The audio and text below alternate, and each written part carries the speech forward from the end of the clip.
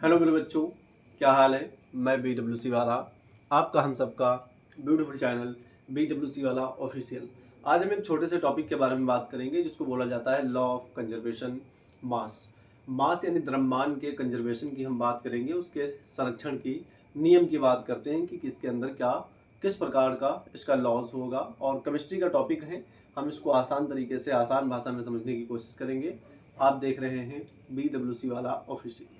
आपने अगर पिछले वीडियो में जाकर के देखा होगा तो वहाँ पर हम बात कर रहे थे बायोलॉजी के कुछ टॉपिक्स के बारे में हमने डिस्कस किया है और केमिस्ट्री की पीरियोडिक टेबल पूरी अच्छे तरीके से आपको समझाया गया है।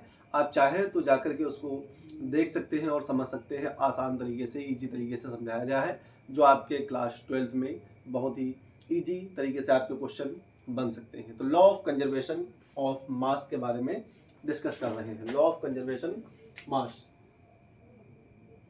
Law of conservation of mass, law of conservation मास।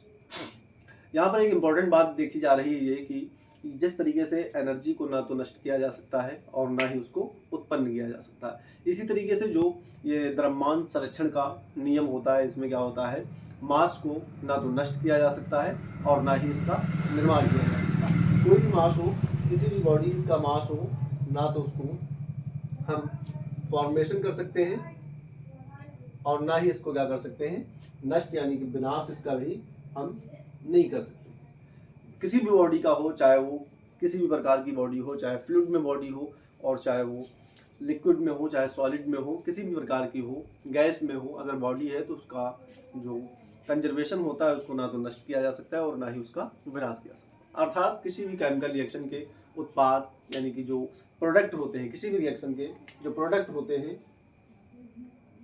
किसी भी रिएक्शन के प्रोडक्ट तत्वों को कुल मास के बराबर होता है। कुल मास का मतलब जो होता है, रिएक्शन में जो एलिमेंट्स भाग लेते हैं वो कुल प्रोडक्ट के बराबर होते हैं। जैसे एग्जांपल के लिए मैं यहाँ पर बात करूँ, जितने रिएक्टेंट में एलिमेंट्स काम करेंगे या एलिमेंट्स भाग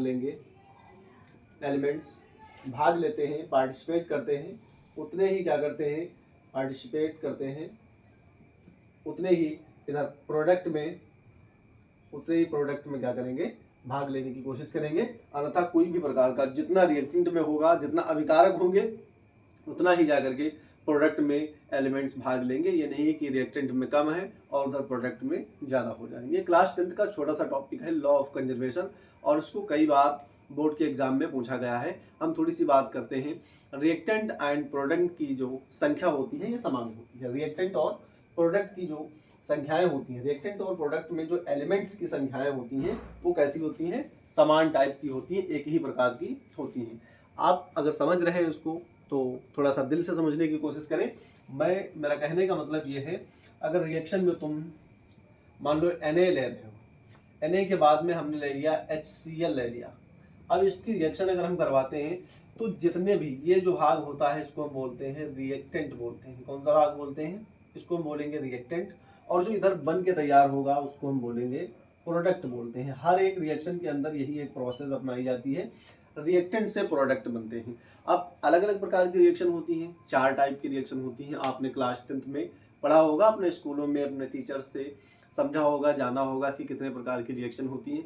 क्या आपने कभी ये सवाल पूछा है किसी अपने टीचर से, केमिस्ट्री वाले टीचर से, अध्यापक से, या अपने गुरु से पूछा है कि सर रिएक्शन कितने प्रकार की होती हैं? तो क्या आपके टीचर आपको बताएंगे? नहीं, बिल्कुल बताएंगे। लेकिन आप जब पढ़ते नहीं हो, आपके मन में सवाल नहीं आते हैं तो आप पूछ भी नहीं सकते हो। इसलिए मैं कह रहा हूँ थोड़ा सा ध्यान रखा करें कि रिएक्टेंट जितना होगा उतने ही प्रोडक्ट बनेंगे। क्या रिएक्टेंट अगर सिंगल बॉडीज़ में पाया जा रहा है तो क्या प्रोडक्ट डबल बॉडीज़ में बन सकते हैं? तो क्यों नहीं बन सकते? इस तरीके के सवाल आप पूछ सकते हैं। तो यहाँ पर हम बात कर रहे हैं सोडियम को लिया और हाइड्रोक्लोरिक एसिड की रिएक्शन हम करवाते हैं। इधर रिएक्टेंट है, रिएक्टेंट को हिंदी की अगर हम बात करें तो यहाँ पर अभिकारक बोलते हैं। क्या बोलते हैं इसको? अभिकारक बोलते हैं। और प्रोडक्ट इधर आ जाएगा तो इसको बोलेंगे उत्पाद बोलते हैं।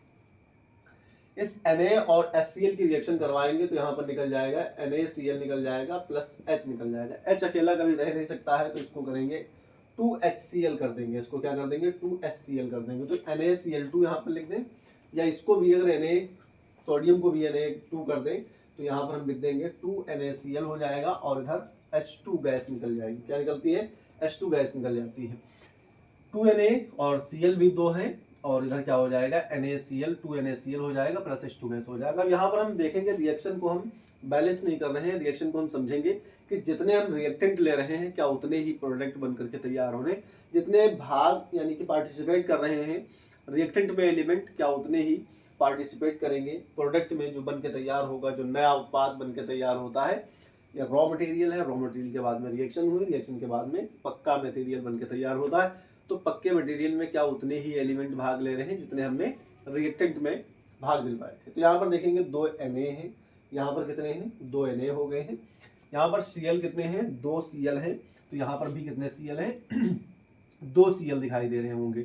ये 2 आगे लगा हुआ है तो इसका मतलब सिंगल Cl है, आगे 2 लगा हुआ है तो कितने हो गए? 2 Cl हो गए, प्लस H2 लगा हुआ है यहाँ पर है H2, ये हाइड्रोजन गैस निकल गई इसके अंदर से। तो हमने देखा कि जितने रिएक्टेंट थे उतने ही प्रोडक्ट बन के तैयार हुए। मतलब ये कहने का है जितने भी एलिमेंट रिएक्टेंट में थे उतने ही एलिमेंट जो प्रोडक्ट में बन के तैयार हुए। 2 Na हो गए और 2 Cl हो गए। यहाँ पर देखिए हम इस साइड में हम यहाँ पर लिख लेते हैं 2 Na हो गए, 2 Cl हो गए, 2 Cl और 2 क्या हो गए? H2 यानी कि H हो गए 2। और इधर हम देखें अगर हम बात करें तो 2 Na होते हैं, 2 Na हो रहे हैं और Cl कितने हैं? 2 Cl हैं और H2 कितने हैं? 2H। तो जितने H इधर प्राप्त हो रहे हैं उतने H इधर प्राप्त हो रहे हैं, जितने Cl उधर हैं उतने Cl इधर हैं और जितने सोडियम उधर लिए गए हैं उतने जो सोडियम के जो है एटम्स इधर निकल रहे हैं। इसका मतलब यह है कि रिएक्शन हमारी क्या हो रही है, ये रिएक्टेंट और प्रोडक्ट के जो एलिमेंट्स हैं ये सेम समान एक तरीके से दिखाई दे रहे हैं। यही तो कहता है लॉ ऑफ कंजर्वेशन कि ना तो मास को नष्ट किया जा सकता है और ना ही इसका क्या किया जा सकता है, इसका निर्माण किया जा सकता है। जितने होंगे उतने ही उधर बन के तैयार होंगे मास। ये नहीं कि मेटर उधर कम है और आगे चल करके मेटर ज़्यादा हो जाए। यही बात समझा रहे हैं इस नियम के अंतर्गत लॉ ऑफ कंजर्वेशन। हम बात करेंगे छोटी सी रिएक्शन से, जैसे हम बात करें जिंक प्लस सल्फ्यूरिक एसिड की। रिएक्शन करवाने पर एसिड जिंक सल्फेट और प्लस क्या प्राप्त हो रहा है? हाइड्रोजन प्राप्त हो रहा है। तो यहाँ पर देखेंगे हम दूसरा हम एग्जाम्पल समझ लेते हैं तो ज़्यादा हमारी समझ में आएगा। Jayden plus sulphuric acid. दूसरे एग्जाम्पल में अगर हम समझें तो क्या हो जाएगा? जेडेन ये प्रोडक्ट में हम ले रहे हैं प्लस H2SO4 ले लिया, सल्फ्यूरिक एसिड ले लिया, इसके रिएक्शन करवाएंगे मतलब प्रोडक्ट इसके प्राप्त होंगे। तो कौन कौन सी चीज़ निकल के आएगी? इसको हम कहते हैं रिएक्टेंट कहते हैं। इसको क्या कहेंगे? रिएक्टेंट। रिएक्टेंट मतलब अभिकारक, अभिकारक कहते हैं। और इधर जो प्राप्त होगा उसको हम क्या कहेंगे? उसको हम कहेंगे प्रोडक्ट कहते हैं। क्या कहते हैं? प्रोडक्ट कहेंगे। प्रोडक्ट मतलब उत्पाद।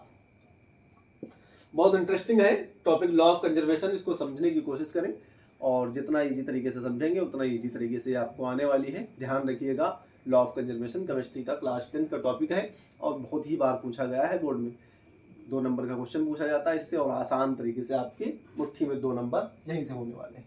सिर्फ क्या करना है, ये देखना है कि लॉ ऑफ कंजर्वेशन कहता है कि जितने रिएक्टेंट होंगे, रिएक्टेंट में एलिमेंट भाग ले रहे हैं उतने ही प्रोडक्ट में एलिमेंट भाग लेंगे, ना कि ज़्यादा। इसलिए कहा जाता है ना तो इसको नष्ट किया जा सकता है मास को और ना ही इसको जो इसका निर्माण किया जा सकता है। तो जेडेन और H2SO4, तो ये जेडेन और H2SO4 हम निकाल लेते हैं इधर। जेडेन SO4 ये हो जाएगा जिंक सल्फेट हो जाएगा, तो इसको हम लिख भी देते हैं जिंक सल्फेट यहाँ पर हो जाएगा। और प्लस प्राप्त क्या हो रहा है?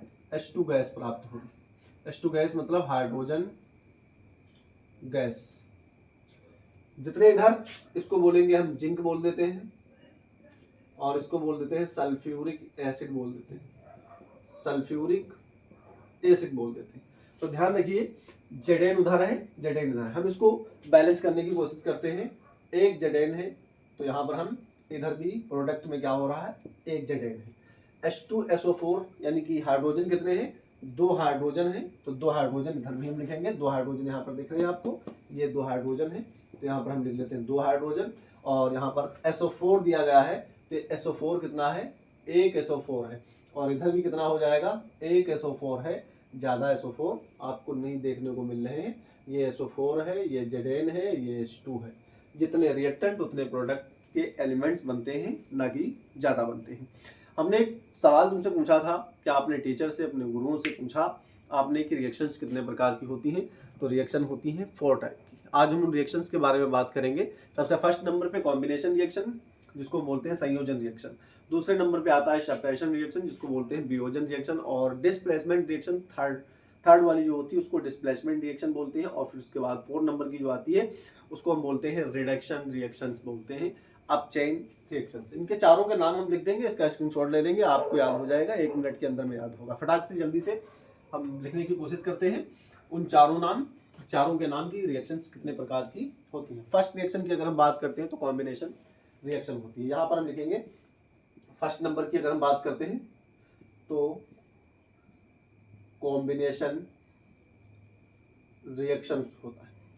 कॉम्बिनेशन रिएक्शन जिसको बोलते हैं हम हिंदी में बोले तो संयोजन अभिक्रिया बोलते हैं। संयोजन अभिक्रिया फर्स्ट नंबर की है, बहुत इजी है। संयोजन कॉम्बिनेशन रिएक्शन। कॉम्बिनेशन रिएक्शन का मतलब ये होता है कि रिएक्टेंट अलग अलग होंगे, लेकिन जब रिएक्शन बनेगी तो क्या हो जाएगी, जुड़ जाएगी, वो एक में कॉम्बिनेट हो जाता है, मिक्स हो जाता है। दूसरे नंबर की अगर हम बात करते हैं तो उसको बोलते हैं सेपरेशन रिएक्शन। कौन सी रिएक्शन बोलेंगे, सेपरेशन रिएक्शन। हिंदी में बोले तो वियोजन रिएक्शन बोलते हैं, वियोजन रिएक्शन या वियोजन अभिक्रिया बोलते हैं इसको हम हिंदी में। वियोजन अभिक्रिया, सेपरेशन का मतलब होता है कि अलग हो जाना, रिएक्शन का मतलब होता है अलग हो जाना। रिएक्टेंट एक होगा, लेकिन जैसे ही हो जाएगा प्रोडक्ट में बनने के लिए तो क्या हो जाएगा, अलग अलग होने की कोशिश करेगा। यहाँ पर क्या हो रहा है, इसमें कौन सी, अगर तुम चाहो तो इसका हमको कमेंट में जवाब दे सकते हो, ये कौन सी रिएक्शन है। 2 रिएक्शन और बची, उनको भी देख लें, फिर उसके बाद में हम इस रिएक्शन का जवाब पूछेंगे और आपको बताना पड़ेगा। डिस्प्लेसमेंट रिएक्शन जो होती है वो थर्ड नंबर की अगर हम बात करते हैं, डिस्प्लेसमेंट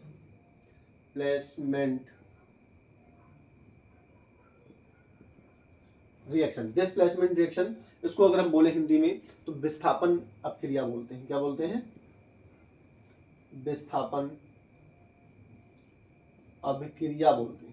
और अगर 4th नंबर की अगर हम बात करते हैं तो रिडक्शन रिएक्शन बोलते हैं। कौन सी रिएक्शन बोलते हैं, रिडक्शन रिएक्शन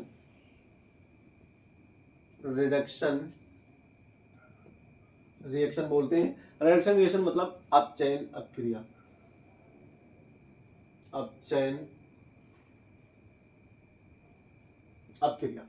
ये 4 प्रकार की रिएक्शन होती है। बहुत इजी तरीके से हम इसको याद करेंगे। सबसे फर्स्ट नंबर पे कॉम्बिनेशन रिएक्शन, जिसको संयोजन रिएक्शन के नाम से जानते हैं। दूसरा सेपरेशन रिएक्शन, जिसको हम बोलते हैं वियोजन रिएक्शन। और फिर इसके बाद में 3 नंबर की अगर हम बात करते हैं तो डिस्प्लेसमेंट रिएक्शन। और 4th नंबर की अगर हम बात करें तो बहुत ईजी है, रिडक्शन रिएक्शन का मतलब होता है एक जगह से दूसरी जगह इसका अपचयन होना। डिस्प्लेसमेंट का मतलब होता है एक जगह से दूसरी जगह इसका ट्रांसफर होना। और सेपरेशन का मतलब ये होता है एक जगह से, यानी कि रिएक्टेंट अकेला है और उसका प्रोडक्ट जो बनेगा 2 भागों में बनेगा। कॉम्बिनेशन रिएक्शन जो है उसको क्या करना है कि जो रिएक्टेंट होते हैं वो 2 होते हैं, लेकिन जैसे ही रिएक्शन आगे प्रोडक्ट बनाएगा, प्रोडक्ट में क्या होता है, ये दोनों जाकर के मिल जाते हैं, तो कॉम्बिनेशन रिएक्शन कहलाता है। हम बात करेंगे इन्हीं चारों रिएक्शन को एक एक समझने की कोशिश करेंगे नेक्स्ट वीडियो में। और मैं BWC वाला, अगर आपको समझ में आया है तो लाइक जरूर ठोक के जाइएगा। मिलता हूँ नेक्स्ट वीडियो में। पढ़ाई जरूर करते रहें। All the best. इसका स्क्रीनशॉट जरूर ले लें।